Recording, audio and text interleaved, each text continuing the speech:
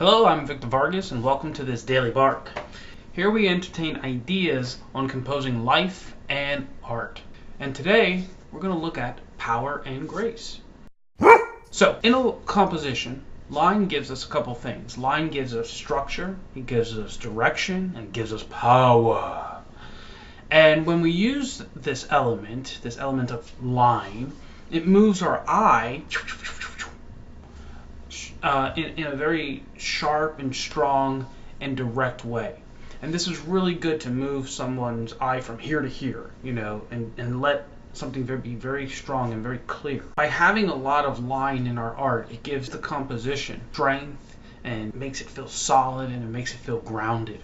And this is extremely important.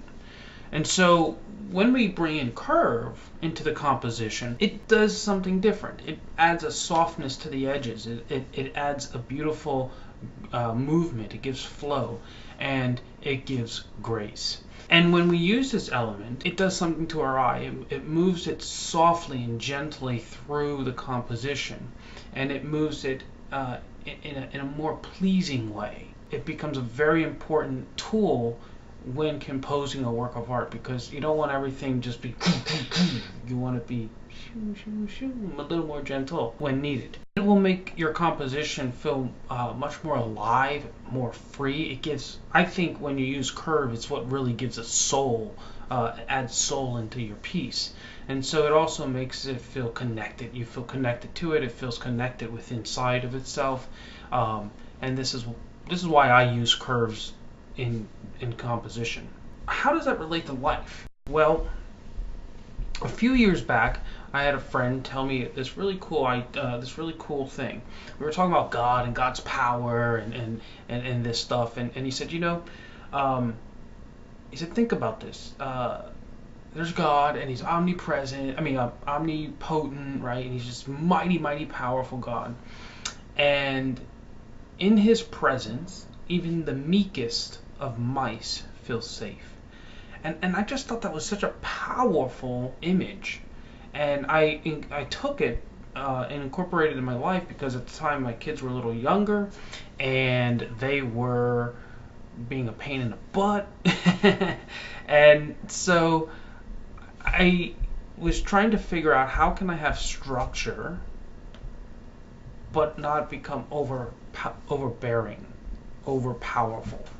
And so I began to think about grace, or adding more of a curve nature to my parenting. I realized when they did something stupid or messy or nasty or whatever, where I would yell or I would scream, or I would my head would turn red and blood would shoot out of my eyes. I realized that the reason why I was doing that was because I was projecting into the future a fear that when they were 20, 40, or 60, they would be stupid, nasty, messy human beings, adults. And that was driving me crazy, because then ultimately I would feel like a failure. What I realized was they're not going to be that, and I needed to trust in my own use of line or my own structure. For example, we talked in another video about cultivating greatness. I needed to trust myself that this is what we were this is what we were doing. And so in the future, they would be great. They wouldn't be stupid, okay? And just because they did something stupid now doesn't mean that that's who they're going to be in the future.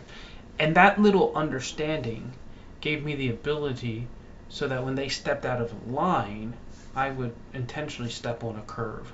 I would extend grace. And if they needed to be disciplined, I would discipline them. But I wouldn't lose my cool over it.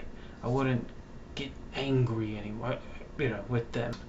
I'm going to leave you with this question. In your life, how are you using line and curve? And how are you using structure and grace to compose your relationships? Ciao.